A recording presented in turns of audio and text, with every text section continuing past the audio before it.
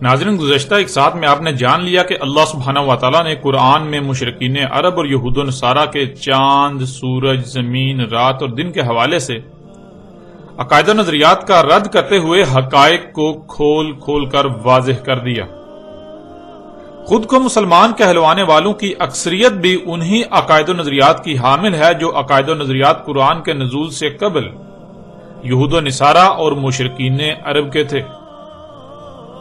اللہ سبحانہ و تعالیٰ کی طرف سے قرآن میں ان عظیم رازوں پر سے پردہ اٹھائے جانے کے بعد چاہیے تو یہ تھا کہ یہ لوگ اپنے آباء و اجداد سے نسل در نسل منتقل ہونے والے عقائد و نظریات کو ترک کر دیتے اور حق کو تسلیم کر لیتے، لیکن انہوں نے الٹا قرآن پر اعتراضات داغنا شروع کر دیے۔ کسی کو یہ گمان نہ ہو کہ یہ لوگ اپنے آباء و اجداد سے نسل در نسل منتقل ہونے والے عقائد کے دفاع میں قرآن پر اعتراضات اٹھا رہے ہیں، اس کے لیے انہوں نے قرآن کی جگہ سائنس کا نام استعمال کیا کہ سائنس ایسے کہتی ہے اور ہم سائنس پر اعتراضات اٹھا رہے ہیں۔ حالانکہ حقیقت تو یہ ہے کہ سائنس تو آج ان رازوں پر سے پردہ اٹھا رہی ہے، قرآن نے تو آج سے 14 صدیاں قبل ان حقائق سے پردہ اٹھا دیا تھا۔ تب سے لے کر آج تک یہ قرآن کی بات کا رد کرتے رہے، لیکن آج جب ان کے اپنے ہی ہاتھوں سائنس کے نام پر انہی حقائق کو ان کے بالکل سامنے لا رکھا گیا تو رد آج بھی یہ قرآن ہی کا کر رہے ہیں، نہ کہ سائنس کا۔ اعتراضات یہ آج بھی قرآن پر ہی اٹھا رہے ہیں، سائنس تو محض آج ایک بہانہ ان کے ہاتھ آ گیا۔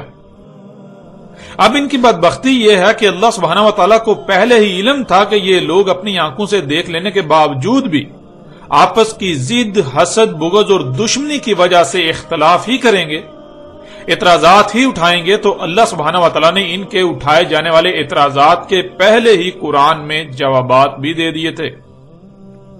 تو ناظرین، اب بات کریں گے ان کی طرف سے اٹھائے جانے والے اعتراضات اور اللہ سبحانہ و تعالیٰ کی طرف سے قرآن میں ان کے اعتراضات کے جوابات پر۔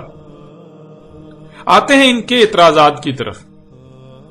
ان کا کہنا ہے کہ اگر زمین گیند کی طرح گول ہے تو اس پر ہر شے ٹھہرے کیوں ہوئی ہے؟ اشیاء کو تو سرک سرک کر نیچے گرنا چاہیے، کوئی شے نہیں ہل رہی، اس کا مطلب ہے کہ زمین گول نہیں بلکہ چپٹی ہے۔ پھر ان کا دوسرا اعتراض یہ ہے کہ زمین اگر اپنے ہی محور پر گھوم رہی ہے اور سورج، چاند سمیت تمام کے تمام ستاروں سیاروں کے ساتھ اپنے مدار میں انتہائی تیزی سے سفر کر رہی ہے، انتہائی تیز رفتاری سے سفر کرتے ہوئے آگے اپنی اجل مسمى کی طرف بڑھ رہی ہے، تو کوئی شے ہلتی کیوں نہیں؟ کسی شے کا نہ ہلنا یہ ثابت کرتا ہے کہ زمین حرکت نہیں کر رہی بلکہ زمین ساکت ہے۔ پھر ان کا تیسرا اعتراض یہ ہے کہ اگر زمین گول ہے اور اپنے ہی محور پر گھوم رہی ہے، حرکت کر رہی ہے، تو پھر مثال کے طور پر آپ نے اگر جاپان جانا ہے تو جاپان جانے کے لیے آپ کو جہاز کو اڑا کر آگے لے جانے کی ضرورت نہیں ہے، بلکہ جہاز کو تھوڑا اوپر ہوا میں بلند کریں، کچھ ہی دیر میں زمین گھوم کر جاپان آ جائے تو جہاز کو نیچے اتار لیں۔ اور اگر ایسا نہیں ہوتا تو اس کا مطلب یہ ہے کہ زمین حرکت نہیں کر رہی بلکہ زمین ساکت ہے۔ زمین ساکت ہے، اسی وجہ سے تو اگر آپ جہاز ہوا میں بلند کرتے ہیں تو وہ واپس نیچے وہیں پر اترے گا جہاں سے اوپر کیا تھا، اوپر ہوا میں اٹھایا تھا۔ پھر چوتھا اعتراض کہ جب جہاز اڑتا ہے اور 40,000 فٹ کی بلندی پر جا کر سفر کرتا ہے اور پھر بالکل سیدھے سفر کرتا ہے ناک کی سیدھ پر، تو زمین اگر گول ہوتی تو جیسے جیسے جہاز آگے بڑھے تو جہاز کا زمین سے فاصلہ بڑھتے جانا چاہیے، یوں جہاز کو خلا میں چلے جانا چاہیے، لیکن جہاز مسلسل 10-12 گھنٹے پرواز کرتا ہے، اس کے باوجود جہاز 40,000 فٹ کی بلندی پر ہی رہتا ہے، ایسے جیسے کہ کوئی سپاٹ شے پر سفر کر رہا ہے۔ اور ایسا اس لیے ہو سکتا ہے کیونکہ زمین گول نہیں بلکہ چپٹی ہے، سپاٹ ہے۔ ناظرین، کے مزید اعتراضات بھی ہیں، لیکن ہم ان 4 اعتراضات کو پہلے آپ کے سامنے رکھیں گے، ان چاروں اعتراضات کے جوابات کو آپ کے سامنے رکھیں گے، اس کے بعد اگلے اعتراضات پر بات کریں گے۔ اس وقت آپ کو سکرین پر آیات نظر آ رہی ہیں، ان میں لفظ استعمال ہوا ہے مہدن، ماہدون، مہاد، اور ناظرین مہد کے معنی ہے اپنی طرف کھینچے رکھنا، اپنی طرف سمیٹے رکھنا۔ سورہ طٰہٰ کی آیت نمبر 53 اور سورہ زخرف کی آیت نمبر 10 میں اللہ سبحانہ وتعالی نے کہا الذی جعل لکم الارض مہدا، اسی ذات نے کر دیا تمہارے لیے ارض کو اپنی طرف کھینچے رکھنے والی، اپنی طرف سمیٹ کر رکھنے والی۔ پھر اس طرح اگلی آیت سورہ زاریات کی آیت نمبر 48 والارض فرشناہا فنعم الماہدون، اور ارض تھی فرش بنا دیا یعنی رہنے کے قابل بنا دیا، پس کیا ہی زبردست ہر شے کو اپنی طرف کھینچ کر رکھنے والی، سمیٹ کر رکھنے والی۔ پھر اسی طرح اللہ سبحانہ وتعالی نے سورہ نبا کی آیت نمبر 6 میں کہا الم نجعل الارض مہادا، کیا ہم نے نہیں کر دیا ارض کو ایسا کہ ہر شے کو اپنی طرف کھینچے رکھنے والی، اپنی طرف سمیٹے رکھنے والی۔ ناظرین ان آیات میں اللہ سبحانہ وتعالی نے بہت ہی صراحت کے ساتھ ان کے چاروں اعتراضات کے جوابات دے دیے۔ آپ گزشتہ ایک ساتھ میں یہ بات جان چکے ہیں کہ اللہ سبحانہ وتعالی نے مختلف پہلوؤں سے پھیر پھیر کر یہ بات واضح کر دی کہ زمین گیند کی طرح گول ہے، اور گیند کی طرح گول ہونے کے باوجود سپاٹ خصوصیات کی حامل ہے، جیسا کہ آپ سورہ نو کی آیت نمبر 19 میں دیکھ رہے ہیں واللہ جعل لکم الارض بساطا، اور اللہ ہے کر دیا تمہارے لیے زمین کو بساط، یعنی زمین گیند کی طرح گول ہونے کے باوجود تمہارے لیے ایسی بنا دی کہ تمہیں رائی برابر بھی اس بات کا احساس نہ ہو کہ زمین گیند کی طرح گول ہے، بلکہ تمہیں ہر لحاظ سے ایسی نظر آتی ہے اور ایسا احساس ہوتا ہے کہ وہ چپٹی ہے۔ تم کسی گیند نما گول شے پر یعنی گولے پر نہیں رہ رہے جس سے تمہیں یہ خوف ہو کہ آگے جانے سے کہیں تم سرک کر زمین سے نیچے گر جاؤ گے، بلکہ تمہیں ایسا لگتا ہے کہ تم بالکل سپاٹ شے پر رہ رہے ہو، یوں تمہیں نیچے گرنے کا بالکل بھی کوئی خوف نہیں۔ ناظرین کا پہلا اعتراض یہ تھا کہ اگر زمین گیند کی طرح گول ہے تو اس پر ہر شے ٹھہرے کیوں ہوئی ہے؟ اشیاء کو تو سرک سرک کر نیچے گرنا چاہیے تھا، لیکن جب کوئی بھی شے ہل نہیں رہی، سرک کر نیچے نہیں گر رہی، تو اس کا مطلب ہے کہ زمین گول نہیں بلکہ چپٹی ہے، کیونکہ چپٹی شے پر کوئی بھی شے سرکتی نہیں، ادھر ادھر ہلتی نہیں۔ تو ناظرین ان کے اس اعتراض کا اللہ سبحانہ وتعالی نے پہلے ہی قرآن میں جواب رکھ دیا تھا۔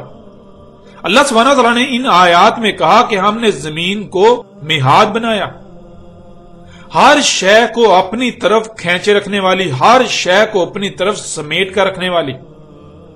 اور اللہ سبحانہ وتعالی نے یہاں تک کہہ دیا کہ کیا ہم نے زمین کو ایسا نہیں بنایا، یعنی کیا ہم نے زمین کو ہر شے کو اپنی طرف کھینچ کر رکھنے والی نہیں بنایا؟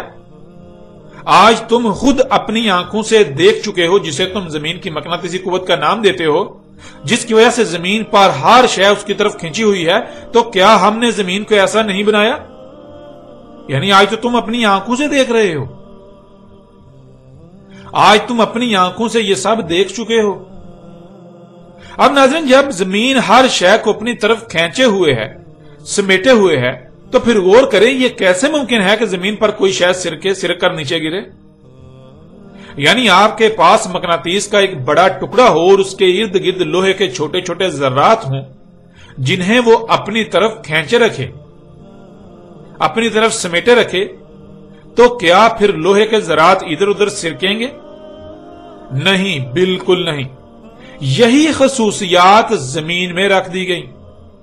زمین بھی مقناطیس کے ٹکڑے کی طرح ہر شے کو اپنی طرف کھینچے ہوئے ہے، تو جہاں تک زمین کی مقناطیسی قوت ہے، مقناطیسی کشش ہے، وہاں تک بھلا کوئی بھی شے کیوں سرکے گی؟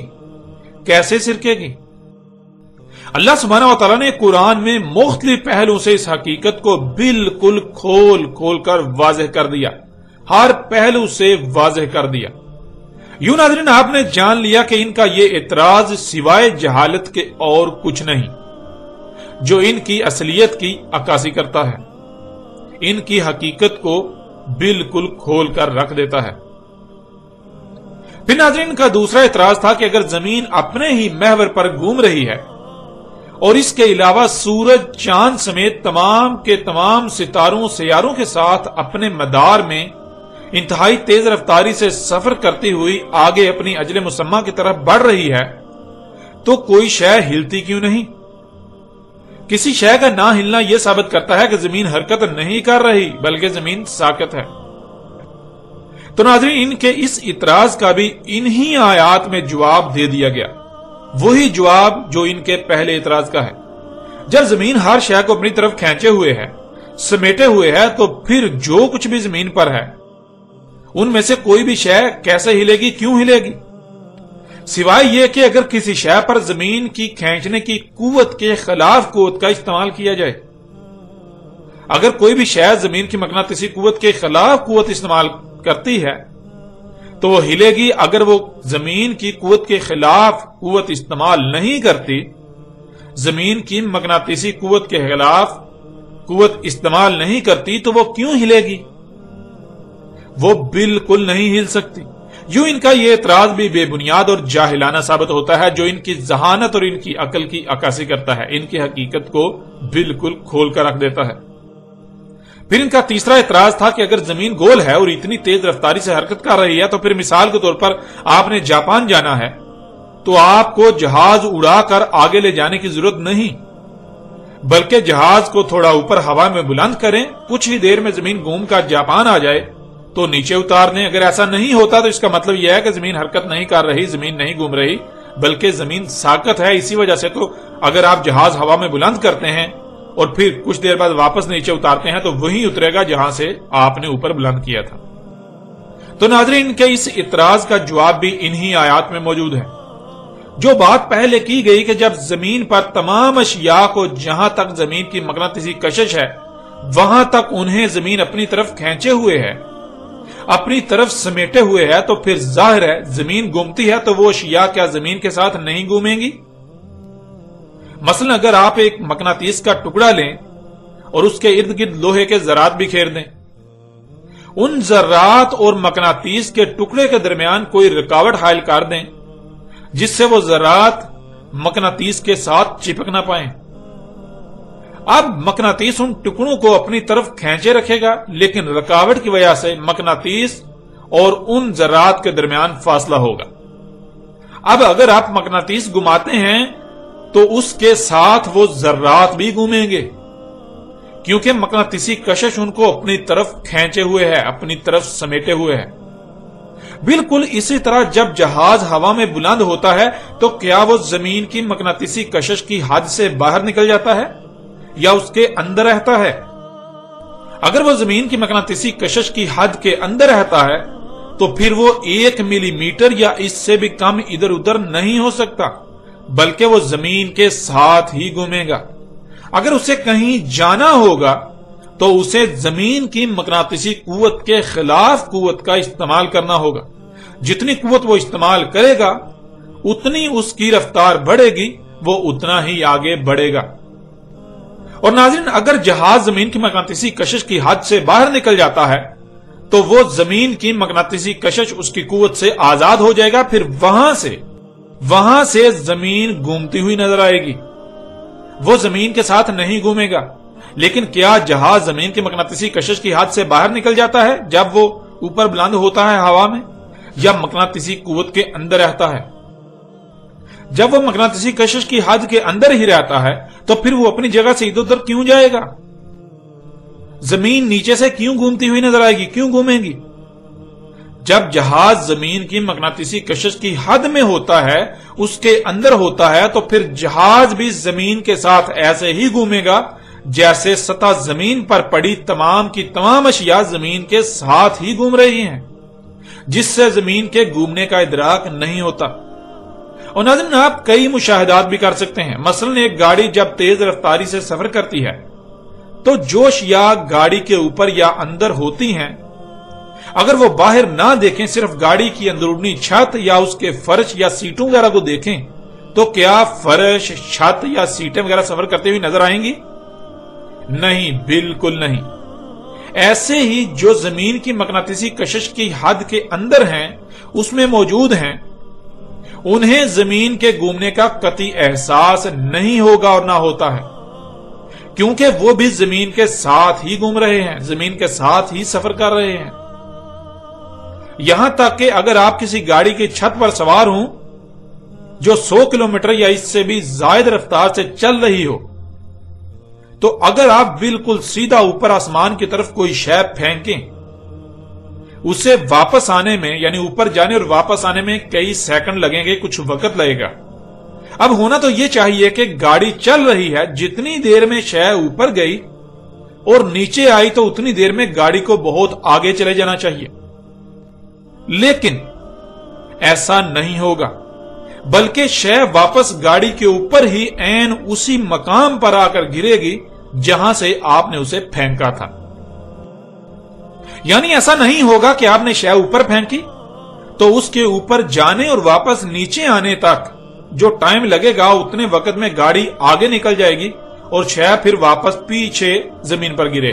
نہیں، ایسا اس لیے نہیں ہوگا کہ جب آپ نے شے اوپر پھینکی تو آپ نے تو صرف اوپر پھینکنے کی قوت استعمال کی، مگر آپ ذرا غور کریں کہ آپ ایک گاڑی پر سوار ہیں اور گاڑی ایک رفتار سے چل رہی ہے، یعنی آگے کو قوت استعمال کر رہی ہے۔ تو جب آپ شے اوپر پھینکیں گے تو خود بخود گاڑی جو آگے کو قوت استعمال کر رہی ہے وہ قوت بھی شے کو اوپر پھینکنے پر استعمال ہوگی۔ یوں نہ صرف وہ شے اوپر کو سفر کرے گی، اوپر کو جائے گی، بلکہ وہ جس رفتار سے گاڑی آگے چل رہی ہے اسی رفتار سے آگے بھی سفر کرے گی۔ یوں وہ واپس وہیں آئے گی جہاں گاڑی ہوگی۔ اور ایسا اس لیے ہوتا ہے کیونکہ زمین ہر شے کو اپنی طرف کھینچے ہوئے، اپنی طرف سمیٹے ہوئے ہے۔ کوئی شے آگے پیچھے یا اوپر تب ہی جائے گی جب وہ زمین کی مقناطیسی قوت کے خلاف قوت استعمال کرے گی۔ یوں ناظرین، ان کا یہ اعتراض بھی انتہائی جاہلانہ اور بے بنیاد ثابت ہو جاتا ہے، جو کہ ان کی عقل و ذہانت کی عکاسی کرتا ہے، ان کی دماغی حالت کی بالکل کھول کھول کر عکاسی کرتا ہے۔ اب آتے ہیں ان کے چوتھے اعتراض کی طرف۔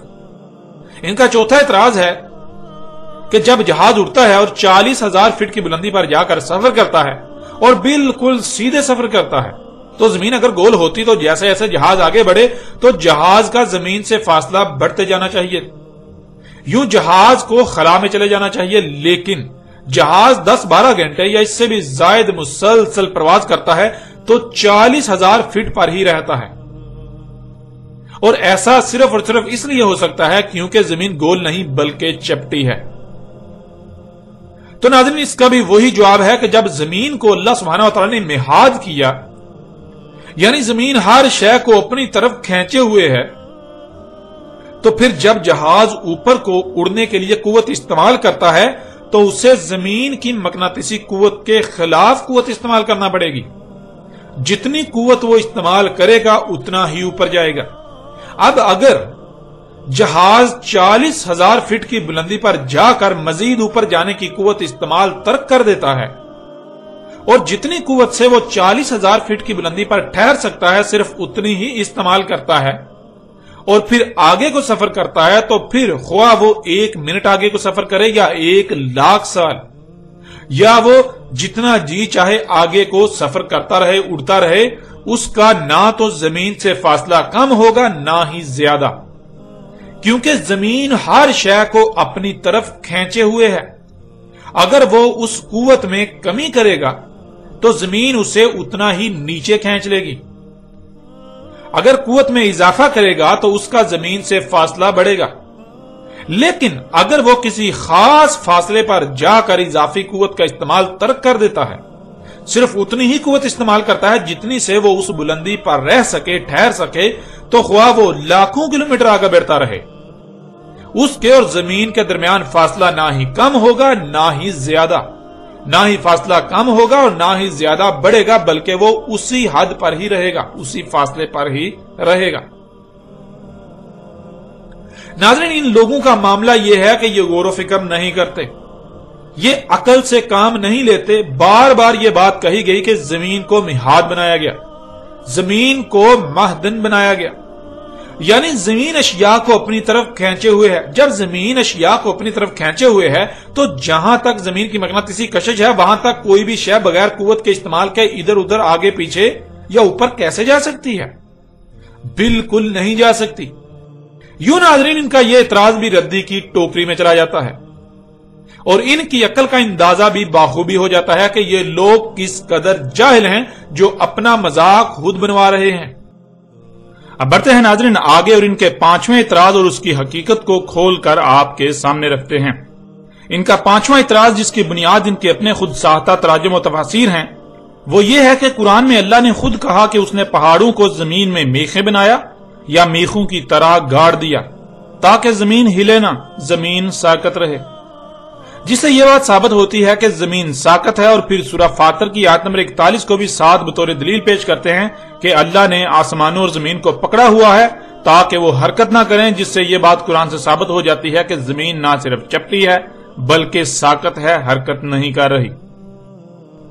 اور ناظرین اس کے لیے یہ جن آیات کو توڑ مروڑ کر اپنے مقاصد کو پورا کرنے کے لیے پیش کرتے ہیں، وہ آیات آپ کے سامنے رکھتے ہیں تاکہ آپ خود اپنی آنکھوں سے دیکھیں اور فیصلہ کریں کہ کس طرح یہ لوگ اپنے آباء و اجداد سے نسل در نسل منتقل ہونے والے عقائد و نظریات کو ترک نہ کرنے کی خاطر اور الٹا ان کے حق میں دلائل کرنے کے لیے قرآن کے ساتھ کس طرح کھلواڑ کرتے ہیں، کس طرح قرآن کی آیات کو اپنے من پسند تراجم و تفاسیر پہنا کر اپنے آباء و اجداد کو سچا ثابت کرنے کے جتن کرتے ہیں۔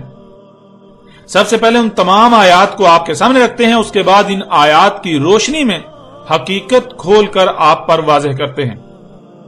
اس وقت آپ کو سکرین پر آیات نظر آ رہی ہیں، ان میں سب سے پہلے سورہ نبا کی آیت نمبر 6 اور آیت نمبر 7 ہے، پھر اس کے بعد سورہ نحل کی آیت نمبر 15، سورہ الانبیاء کی آیت نمبر 31، سورہ لقمان کی آیت نمبر 10 اور سورہ فاطر کی آیت نمبر 41۔ سورہ نبا کی آیت نمبر 6 اور 7 میں اللہ سبحانہ وتعالی نے کہا الم نجعل الارض مہادا والجبال اوتادا، کیا نہیں ہم نے کیا زمین کو ایسا کہ زمین پر ہر شے کو اپنی طرف کھینچے رکھنے والی، اپنی طرف سمیٹے رکھنے والی، اور کیا ہم نے نہیں کیا پہاڑوں کو اوتاد۔ ناظرین سورہ نبا کی آیت نمبر 7 میں لفظ اوتاد کا استعمال کیا گیا جو کہ جمع کا صیغہ ہے اور اس کا واحد وتد ہے، اور وتد کہتے ہیں ایسی شے کو جس میں فانے یا تکونے کی خصوصیات پائی جاتی ہوں۔ اس وقت آپ کو سکرین پر فانا یا تکونا نظر آ رہا ہے جسے انگلش میں ویج کہا جاتا ہے۔ سب سے پہلی بات تو یہ ہے کہ اسے کسی بھی طرف سے دیکھا جائے تو یہ تکونا نظر آتا ہے، یعنی اس کے 3 کونے نظر آتے ہیں۔ دوسری بات یہ ہے کہ اگر اسے کسی شے میں ٹھونکا جائے یعنی گاڑا جائے تو یہ نہ صرف مضبوطی سے گڑ جاتا ہے کہ نکلنا تقریباً ناممکن ہو جاتا ہے، بلکہ اگر شے سخت ہو تو اسے پھاڑ دیتا ہے، اور اگر شے نرم ہو تو اسے اطراف میں انتہائی زور سے دھکیل دیتا ہے، دبا دیتا ہے۔ جیسے جیسے آپ اس میں غور کریں گے تو آپ کو اس کی مزید خصوصیات کا علم ہوتا چلا جائے گا۔ اس آیت میں اللہ سبحانہ وتعالی نے پہاڑوں کو اوتاد کہا، یعنی پہاڑوں میں وہی خصوصیات ہیں جو خصوصیات اوتاد یعنی ویج یا فانے میں پائی جاتی ہیں۔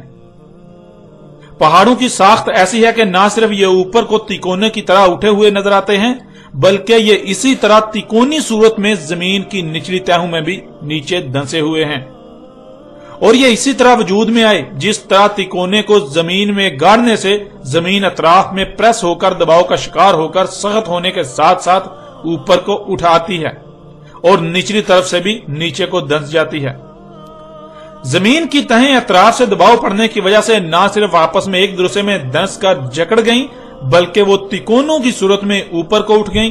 یوں پہاڑ وجود میں اور جہاں جہاں پہاڑ ہیں وہاں وہاں نہ صرف زمین سخت ہے اور زمین کی تہیں ایک دوسرے میں ایسے دھنس کر جکڑی ہوئی ہیں جیسے رسی کے 2 ٹکڑوں کو گانٹھ لگا دی جائے، بلکہ جیسے اوپر کو اٹھی ہوئی پہاڑ نظر آتے ہیں اسی طرح زمین کی تہیں نیچے کو بھی دھنسی ہوئی ہیں۔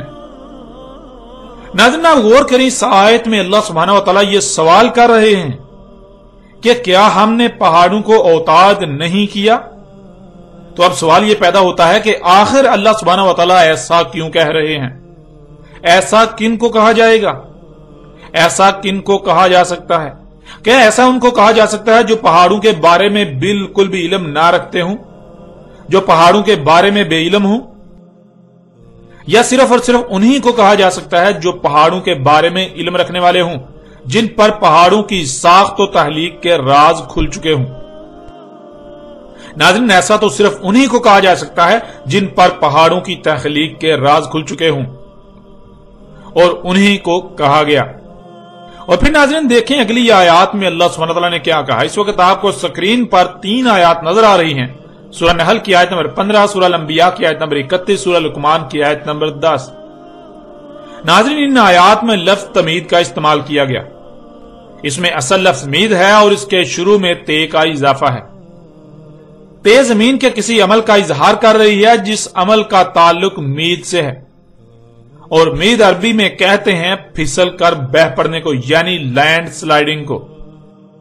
सूरह नहल आयत नंबर 15 में अल्लाह सुब्हानहू व तआला का कहना है, और ऊपर से डाल दी जमीन में चोटियां इसलिए कि तुम्हारे साथ कहीं जमीन फिसल न जाए, इस वजह से जो वो अमल अंजाम दे रही है। जमीन की तहें पानी की तरह बह न पड़े, यानी लैंड स्लाइडिंग न हो। फिर आगे सूरह अंबिया की आयत नंबर 31 में अल्लाह सुब्हानहू व तआला कहते हैं, और कर दी हमने जमीन में चोटियां इसलिए कि तुम्हारे साथ कहीं जमीन फिसल ना जाए, इस वजह से कि जो वो अमल अंजाम दे रही है। जमीन की तहें पानी की तरह बह ना पड़े, यानी लैंड स्लाइडिंग ना हो। फिर सूरह लुकमान की आयत नंबर 10, उसमें अल्लाह सुब्हानहू व तआला का कहना है, और ऊपर से डाल दी जमीन में चोटियां इसलिए कि तुम्हारे साथ कहीं जमीन फिसल ना जाए, उस वजह से जो वो अमल अंजाम दे रही है। जमीन की तहें पानी की तरह बह ना पड़े, यानी लैंड स्लाइडिंग ना हो। अब नाज़रीन गौर करने वाली बात तो यह है कि आखिर जमीन का वो कौन सा अमल है, जमीन ऐसा कौन सा अमल अंजाम दे रही है जिसकी वजह से जमीन की तहें फिसल कर पानी की तरह बह सकती हैं, यानी लैंड स्लाइडिंग हो सकती है, जिसे रोकने के लिए रवासी यानी जमीन पर जो चोटियां नजर आती हैं वो की गई, जिन्हें आप पहाड़ कहते हैं, अरबी में जिबाल कहा जाता है। और सूरह नबा की आयत नंबर 7 में यह बात भी बिल्कुल खुलकर वाज़ेह हो चुकी है, जिबाल यानी पहाड़ों को औताद कहा गया। पहाड़ इस तरह वजूद में आए कि जब जमीन तकमीली के मराहल से गुजर रही थी और खला से शहाबियों की बारिशें हो रही थी, जिससे जमीन की ऊपरी तहें वजूद में आ रही थी, तो जमीन के घूमने की वजह से उन तहों पर दबाव पड़ता, बिल्कुल ऐसे ही जैसे आप किसी गाड़ी पर सवार होते हैं। जब गाड़ी आगे को चल रही होती है तो आप पर पीछे को दबाव पड़ता है। अगर आप किसी शय को मजबूती से पकड़े हुए ना हो तो आप पीछे को फिसल जाएंगे।